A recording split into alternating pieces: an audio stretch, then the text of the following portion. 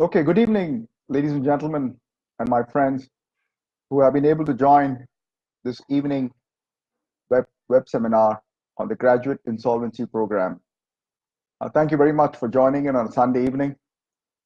As I have my cup of tea here, I look forward to having a good discussion with you on insolvency, the need for insolvency professionals, and why this Graduate Insolvency Program is a unique program which I would encourage all to try and participate and hopefully join. Before I do that, let me try and give you a bit of context on what is insolvency and restructuring all about and why is it the topic of the day today.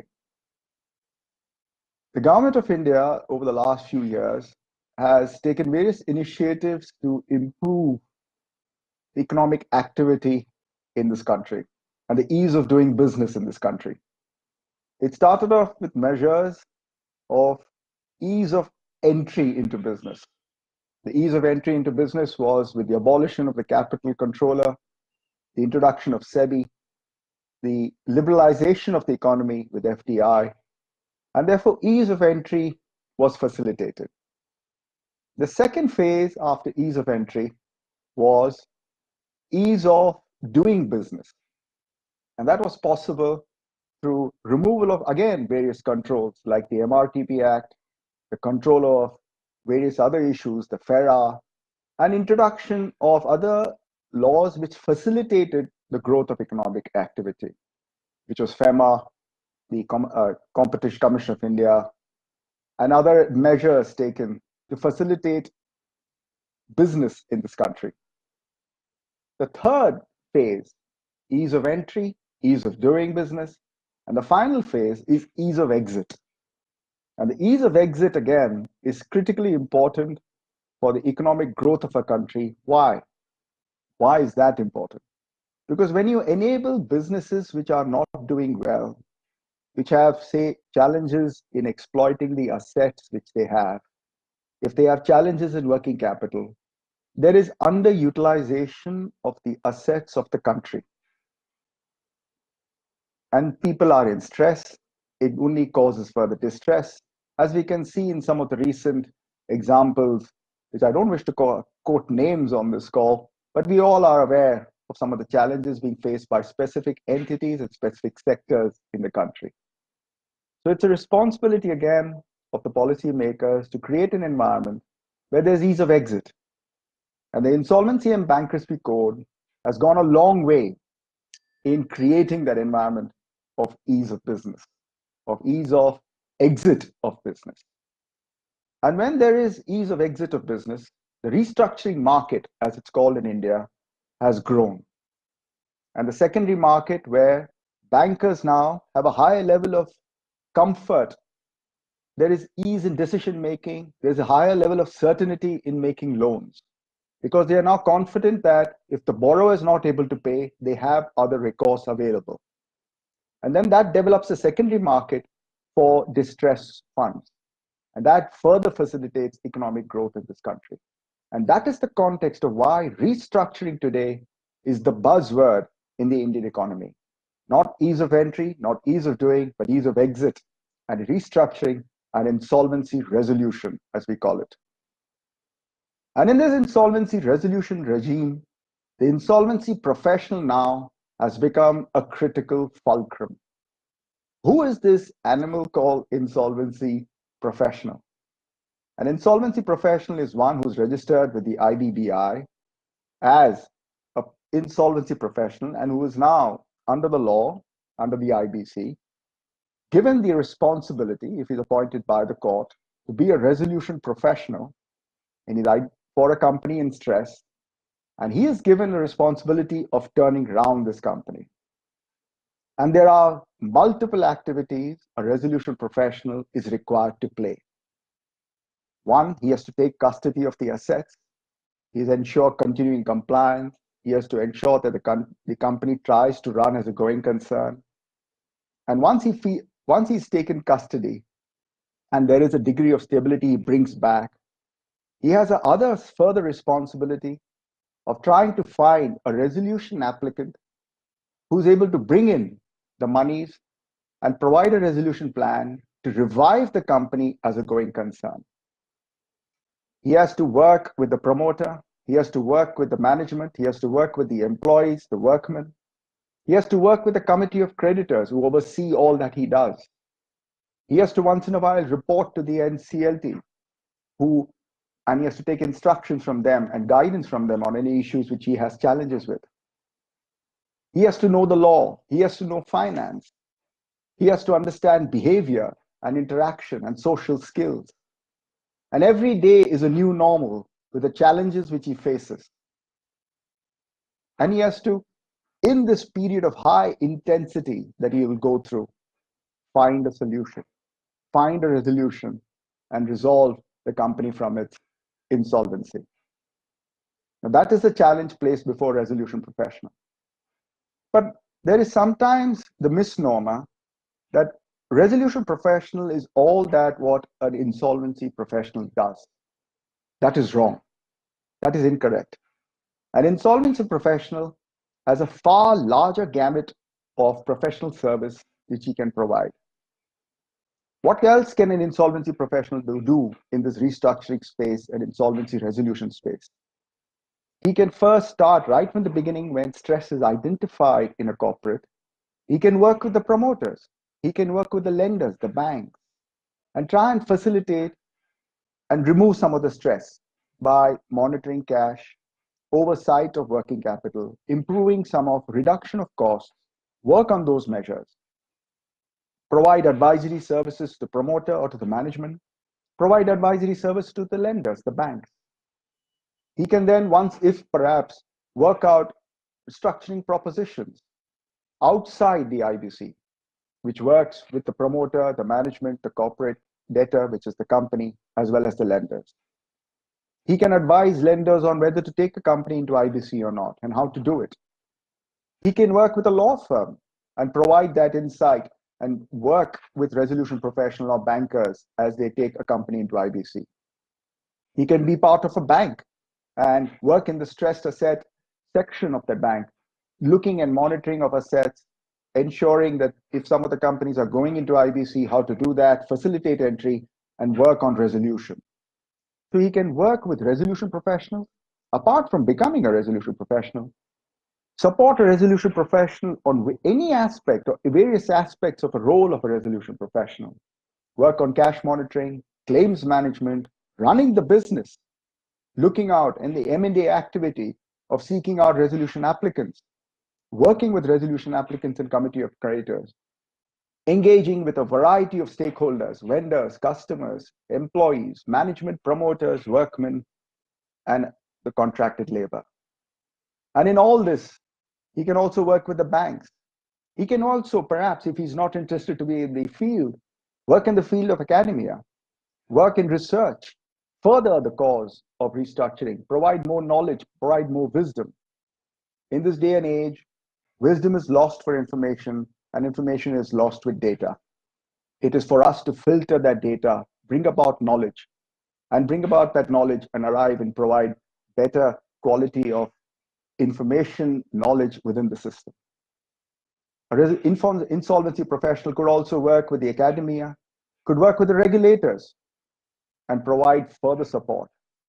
So the role, like I said, of an insolvency professional is not just to work as a resolution professional, but to be a critical component of this entire system of restructuring and insolvency resolution, which is the talk of the day and which is critical in today's environment of economic growth of the country after ease of entry, after ease of doing business, and ensuring there is ease of exit, so that the cycle of economic growth continues quite rigorously in this country of today.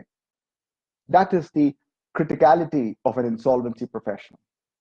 And keeping this in mind, while today we have almost 1,500 insolvency professionals who are registered with the IBBI, it is not just quantity.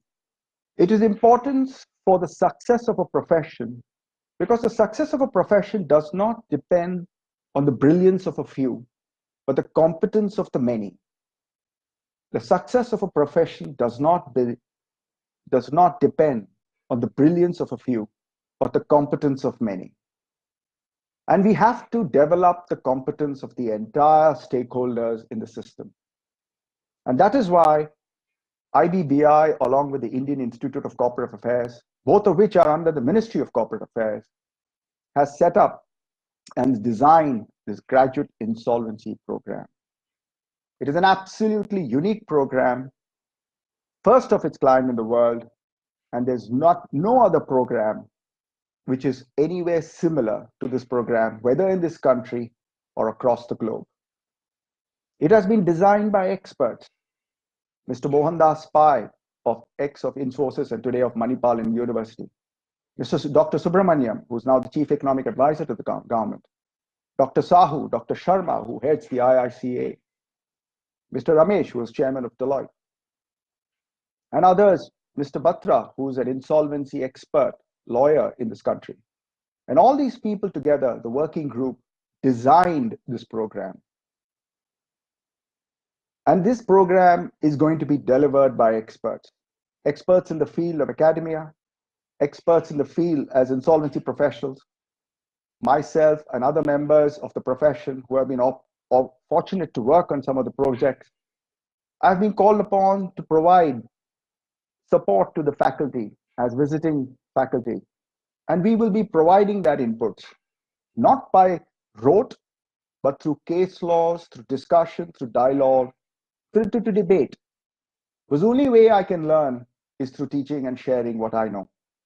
And all other members would then promote this graduate insolvency program. It's a 2-year program. The first year is training at the Institute of IICA, and the second year is an internship. 6 months with one insolvency professional and 6 months with another insolvency professional. So you are trained by experts in the field of academia and the profession industry in the first year. And then you are trained on the field with experts in the second year. So you're trained by experts off the field and you're trained by experts on the field in a subject which has been designed by experts. And that's why that is the USP of this program. And what is the objective of this program? An insolvency professional who comes out qualified from this program, gets a certificate at the end, has a 360-degree view of the entire system so that he becomes a very key component and supporter and contributor to the system. Like I said earlier, an insolvency professional could work with another resolution professional, work with any professional services organization providing services in the restructuring space, work with lawyers, work with banks, work with the regulator, and work with academia. The field is open to him in this field today, which is of the limelight of today. Any role in this entire value chain, whether in this country or even overseas, as cross-border insolvency norms, group insolvency norms, and individual insolvency norms get slowly introduced into the law. A person who's competent, who has this level of expertise, who has been trained in this area, would be a resource everybody would die to get. In this rapidly growing field of insolvency resolution, as it's growing in leaps and bounds, the GIP program provides you with that leap forward so that you can stay on course in this whole program. And that is the USP of this program. So my young friends who are on this call, who have joined in, I just wish to say that structured learning is better than any experience. And that's what was discussed during the working group discussion. Structured learning is better than any experience. The GIP and the IICA provides you a platform to excel. Each professional has to identify for himself, what do you choose to do and what's your purpose? If you choose to excel, if you choose to be better than the best, if you choose to be in the search of excellence, which the movie Three Idiots taught us, that if you search for excellence, success and everything else follows. And therefore, if you choose to excel, if you choose to make a valid contribution to society, The GIP provides you with that platform to excel. And I would be delighted if I had an opportunity to interact with you. If you're one of the chosen ones, it's going to be the first class. The first class is going to be a class of maximum of 48 people. And the age barrier is a maximum age of about 28 years. So if you're that class, if you are successful, if you pass the written exam at the beginning, after you try and register, if you pass the written exam, which is going to be in the last week of May, and if you're one of the chosen ones, I will be delighted to interact with you, learn from your as well as I share my experiences. And together, we hope that at the end of the graduate insolvency program, you come out as a qualified person, an expert, shall I say, in this field of insolvency, resolution, and restructuring, and become a value contributor to the society at large. I know this initial comment were perhaps a little longer than I thought, but I wanted to give you this context so you understand. And I'm open for any questions you may have on the chat that you may post. Thank you.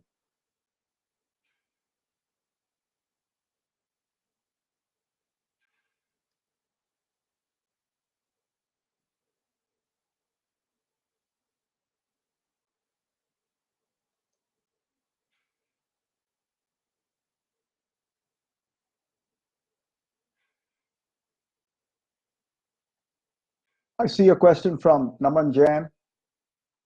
Good evening, Naman, and thank you for your question. He is a CHR accountant placed with one of the big six in their restructuring space. And I do note what your question is. I'm sure others can also see it. Well, employers in the industries have a bent for MBA and graduates. Uh, I, I'm not entirely sure. Today, in this field of restructuring and insolvency resolution, people are looking out for a variety of skill sets. You need people with an M&A background. You need people who are able to run businesses. You need people with excellent behavioral skills. You need people with excellent leadership skills. Why the GIP is different is because the program is fantastically structured in four main pillars. The first pillar, of course, is theory in a different way being taught. The second is practice, which you learn on the ground in the second year. The third is the soft skills development, which is a very critical element. It is communication skills, it's your ethics, it's your values, your ability to interact, appreciate cultures. Because, for example, if you're dealing with workmen and employees across different factories across the nation, you need to have a different understanding of cultures of the country. So soft skills. So theory, practice, soft skills, and the fourth is leadership excellence. So all these four streams of knowledge are being imparted as part of GIP. And that would what would differentiate GIP from some of the other courses. Naman, I hope I've answered your question. What are some of the growth opportunities is also being asked. And a very good question. That's why what we have done as part of the GIP program is this is not post a BCom or a BA degree. You're looking for students who have already qualified as a chartered accountant, or as a cost accountant, or as a company secretary, or as a lawyer, or perhaps done an MBA with math and economics as the largest percentage. And if you are such a person, you have achieved a level of professional expertise already. This is like a postgraduate program to top up this so that you become an expert in the field of restructuring. It is critical that some of these skills, which you may not have picked up in some of these other hardcore technical programs, makes you a full-rounded or well-rounded professional in this field. Like I said earlier, the opportunities to you, the field is open for you in this field today, which is growing so rapidly. The NPAs, for example, in the system is approximately 10%, right? Gross NPAs. So there's never going to be a dearth for professionals in the field of restructuring. And an IBC further expands, like I said, with group insolvency norms coming in, cross-border insolvency norms coming in, individual insolvency norms coming in now. The field is only going to get larger. So working with professional services organizations, working with resolution professionals, becoming a resolution professional, working with lawyers, working with academia, working with banks, working with financial institutions, working with regulators. The field is open to you, my dear friend. In any aspect that you take up, once you are certified through the graduate insolvency program, you do have a leap forward.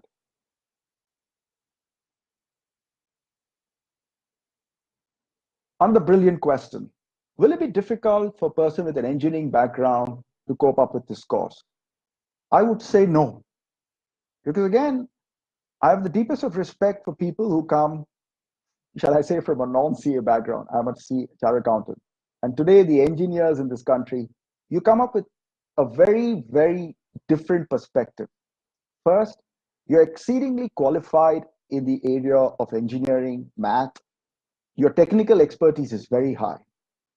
We need engineers, you need people with technical backgrounds when you run a business. For example, I was the resolution professional for Bhushan Steel. We had a variety of people on that team who were supporting us in the resolution of Bhushan Steel. We had chartered accountants, we had lawyers, we had people with technical background.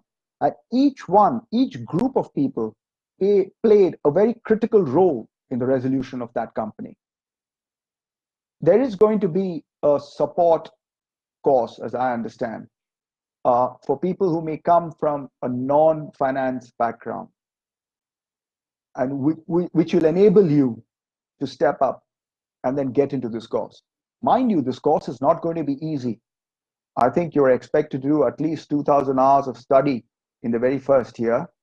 And then when you're on the next year, when you're with the insolvency professional, I'll be candid enough to say that you work 24/7.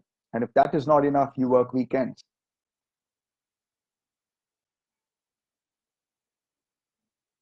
Sarthak, thank you for your question. What are the opportunities as a practitioner after graduating?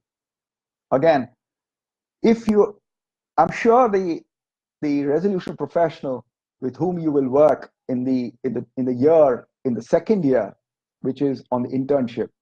For 6 months, you work with one resolution professional, and the next 6 months you work with another resolution professional. And that in both these 6 months, you just don't work with the resolution professional. You also work with a law firm for a few weeks. You will work with the IBBI for a few weeks. You will also work with the NCLT for a couple of weeks, as I understand. That's how it has been structured. This is not going to be any dummy articles. This is going to be on-the-job training with the resolution professional, along with his team on key projects. I would suspect that if you do a good job, the resolution professional himself will take you on. And if I'm lucky and if you're working with me, and if you do a good job, Sarthak, I would love to have you on my team as well.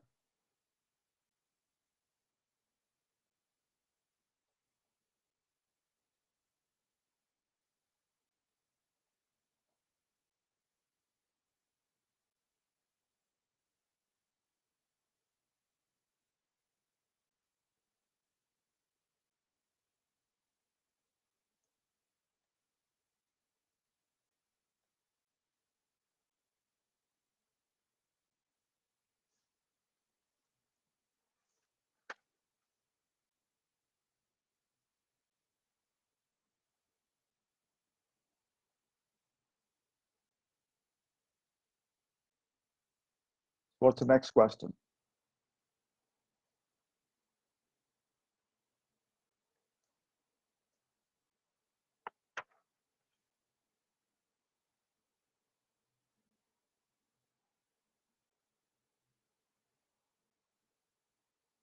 I think there's two other points which I forgot to mention, which I will, as the questions keep coming in,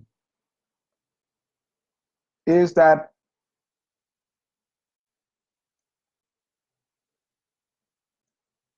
again, another very good question. How will the insolvency course be different from some of the others? Like I said, this is first of all the first of its kind. There are some courses, as we understand, which is a 3-month course or a 6-month course, and someone has also attempted maybe a 1-year course. This is a course which is promoted and it has been accepted by the IBBI, the Insolvency and Bankruptcy Board of India. The Indian Institute of Corporate Affairs, which is a think tank of the Government of India, which has done an excellent work in some of the other fields of economics and corporate governance, has a dedicated center for insolvency and bankruptcy. Dr. Neeti Shika, a PhD holder, an extremely qualified individual, is the head of the Center of Insolvency and Bankruptcy. And she's going to be in charge of running this program as well. This is a program is also being accepted. The working group report was accepted by the IBBI. The IICA has been given the responsibility of running this program in the first year under the Ministry of Corporate Affairs. And if this program, therefore, why is it that only one institute has been identified? Why is it that there is so much effort to get it right? It's all these reasons, because we want to get it right the first time. Other institutes have also clamored to take on this program. But the first program, the first time it is run, there's going to be a disproportionate amount of effort going to be put in to ensure that this is done well and done right. All of us, all the people, all the seniors, all professionals, lawyers, eminent chartered accountants, and other professionals have dedicated and committed to the success of this program.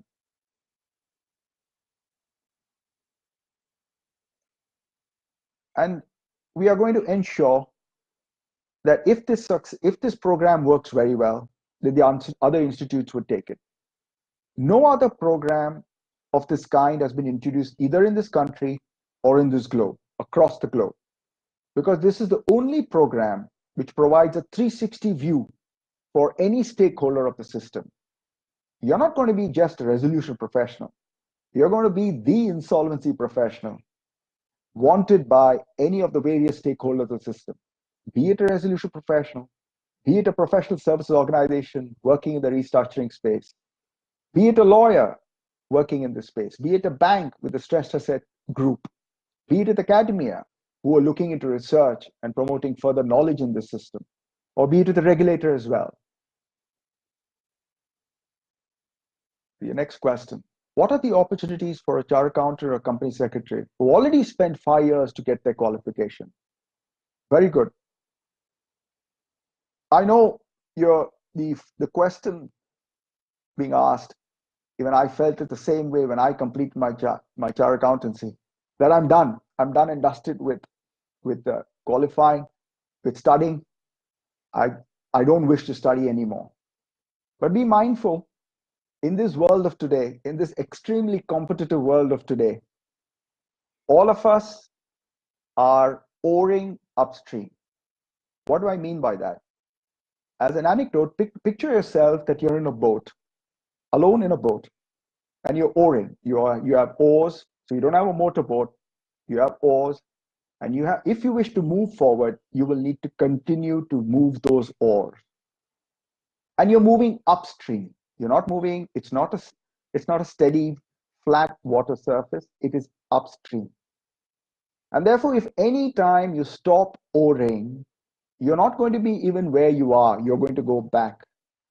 Life today is a life of always steering upwards, ever forward, ever upward.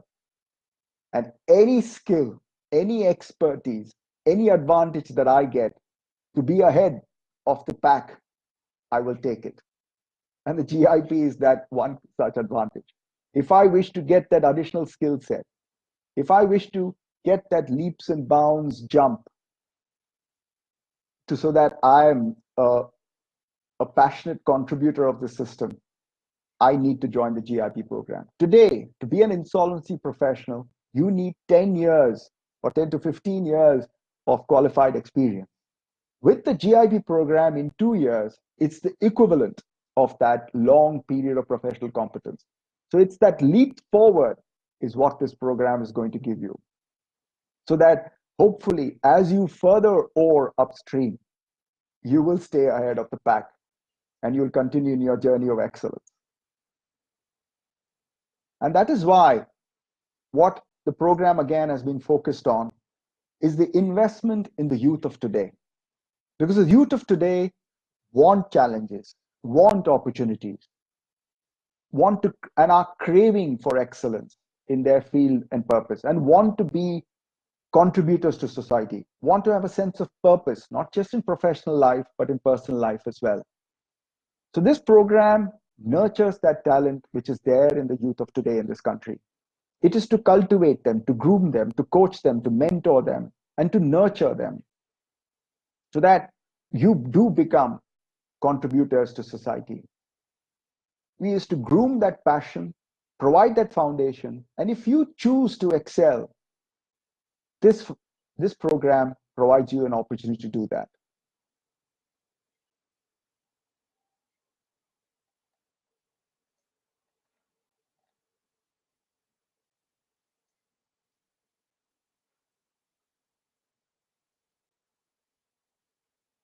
Again, a very good question. Will it help someone already placed in the restructuring domain to advance their career? I would say yes. If you meet the age criteria, if you're still a young man or a young woman, yes. Because you may have had a level of professional qualification and you've tested the water of restructuring the last few years, but you yourself would have seen that the amount of growth, the rapidity of growth in this sector has been amazing. It's important. There are two measures. For ease of doing business in India, the country is now in the top 100. Why? Because of the ease of exit. The Global Restructuring Review, a very renowned board from UK, the most improved jurisdiction in the year 2018, identified by the Global Restructuring Review, India. You have seen the kind of complexities which are there still in the sector. IBC has just scratched the surface. It has made a great impact, but there's so much more to be done in this field. Like I said, the secondary market now has to develop.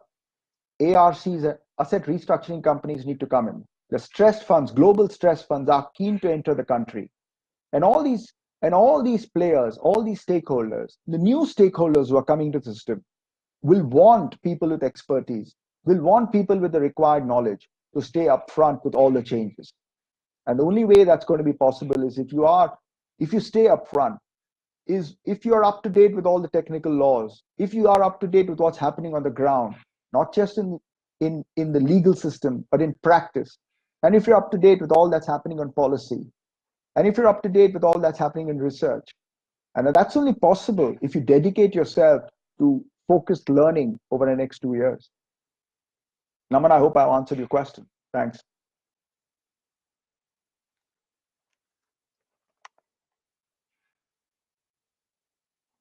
Because the next point I wanted to make connected to Naman is, what is the next phase of restructuring? Okay, we have IBC.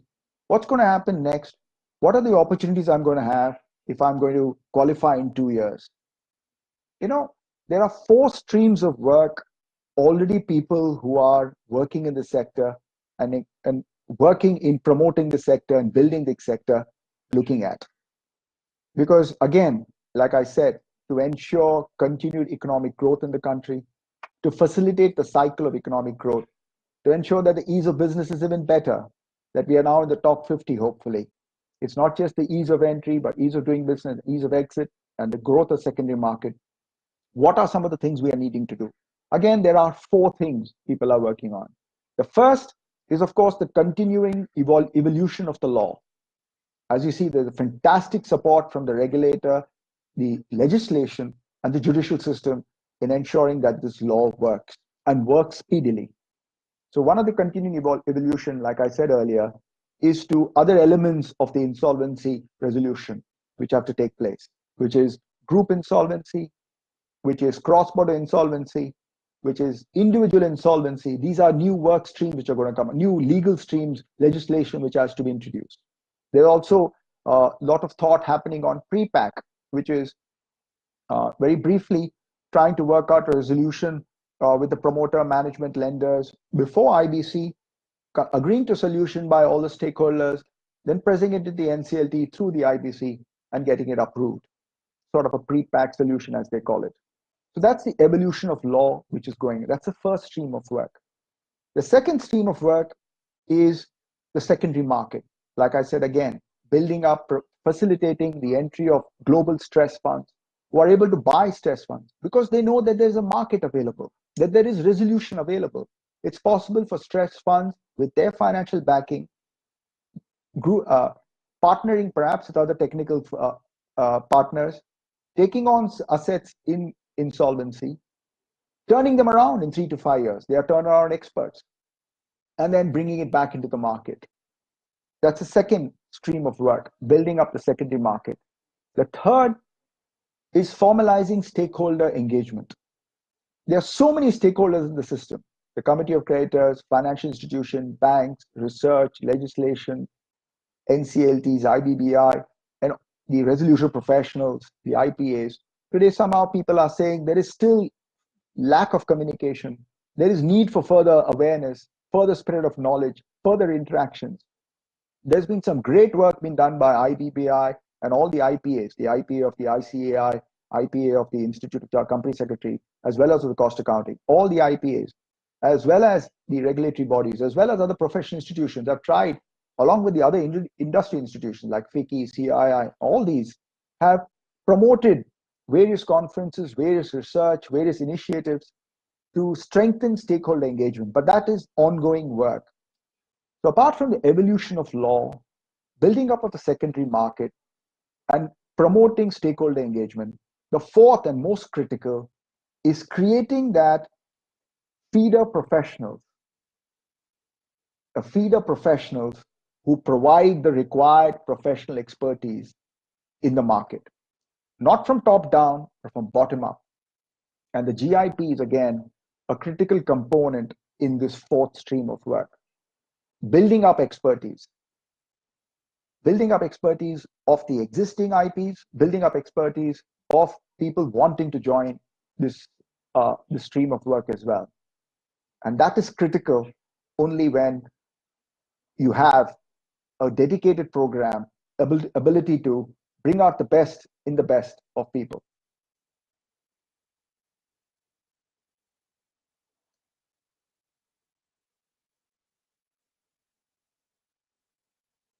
In terms of, is there any requirement for any work stream? No. There's no work experience required. The requirement is only in terms of your qualification. There is no such experience required. At the end of the day, like we said, we are looking for young, bright professionals who are keen to focus further in the restructuring and insolvency resolution space, which is in the limelight, which is a fantastic area of opportunity, as I said. It's growing only any further, and it's to be part of that program. Will it prepare us to become a global professional? Again, an excellent question. My personal reading is yes. As I understand, as I have learned in my life as well, both professionally and personally, it's not so much what you learn, but how you learn it as well. And if I'm going to be learning from the best of the best, if I'm going to be learning from renowned experts in the field of academia, in the profession and industry, if I'm going to be interning with some of the best resolution professionals, and if I'm going to be interacting with visiting faculty from abroad, I'm going to learn much, much more than just professionally. It is going to broaden my horizon personally as well. And as cross-border insolvency comes in, as I work with resolution applicants who are keen to invest in this country, as I work with stress funds who are keen to invest in this country from outside the world, as my interactions are not limited into the narrow field of just within the space of India, my interactions will cover the globe. For example, again, I will say this, some of our members of the team who worked on Bhushan Steel, Binani Cement, we were working or interacting with resolution applicants from across the globe. On Binani Cement, we had a compliant resolution plan from a global stress fund, from one of the strategic investors from outside the country. We reached out to the entire network, global network, for both these strategic assets. So as you work with a resolution professional, as you work with lawyers, sometimes complications of law which arise need you to research what's happened in global law, because this is still an evolving law in India, right? So we need to learn from the best, understand what's happening in UK, what's happening in Australia, what's happening in the US. And that would again need you to globally interact, build your network across professional colleagues across the globe, understand what are best practices, and bring them into your learning here. And as you learn, as you implement, you would be sought by other organizations globally to provide that expertise.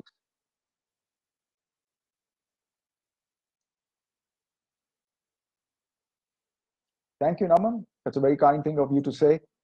I look forward to interacting with you further. Thank you, Naman.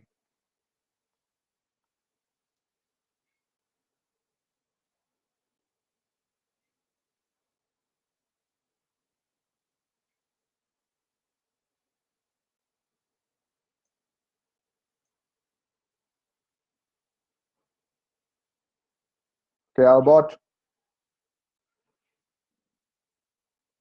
have about 3 minutes left, unless you want me to give it back to you, Neeti, so that you could answer any other specific questions and provide specific insights, some of the points which I have missed.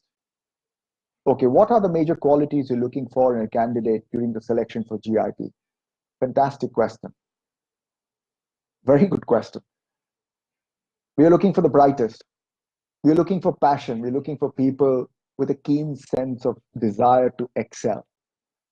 But we're also looking for a basic level of technical excellence. There are in the brochure you will have further details. I'm going to let this question be answered further by Neeti. It is not expected that you need know the law. It is not expected that you're writing the exam to become an insolvency professional today. No, that is not what's expected. But the basic understanding of the economic environment, basic understanding of the business environment in India, the basic understanding overall of the legal system. Being a qualified professional as a chartered accountant or a company secretary or a corporate or a cost accountant or even a lawyer or even an MBA with a degree of focus on commerce and management would be more than adequate for writing the exam. But in terms of what are the specific qualities we're going to be testing, I'm going to just park the question. As I get Dr. Neeti Shika, who's going to head this program, to join me on this call, I will ask her to further provide you details on this.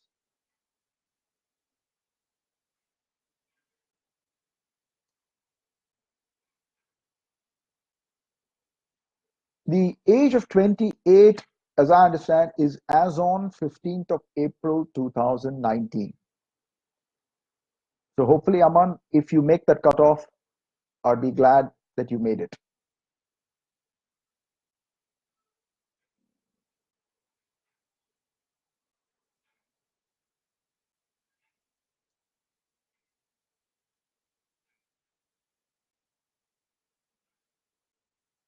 One of the things I need to learn is to be better at technology than I am today. I'm going to be able to try and end this video and then give this back to Neeti so that she's able to answer some of the other questions specifically on the program and provide her perspectives and insights of this graduate insolvency program. Neeti, may I end this video and then give it back to you?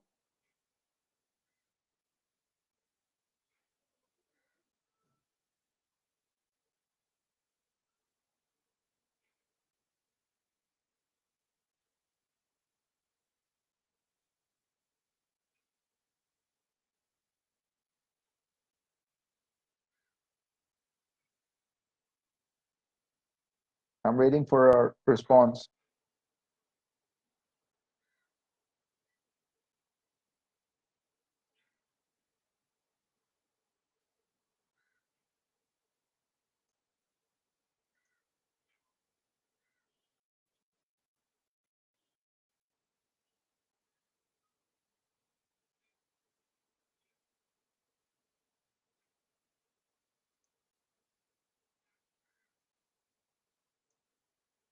Okay, cool. So I'm going to end this video now.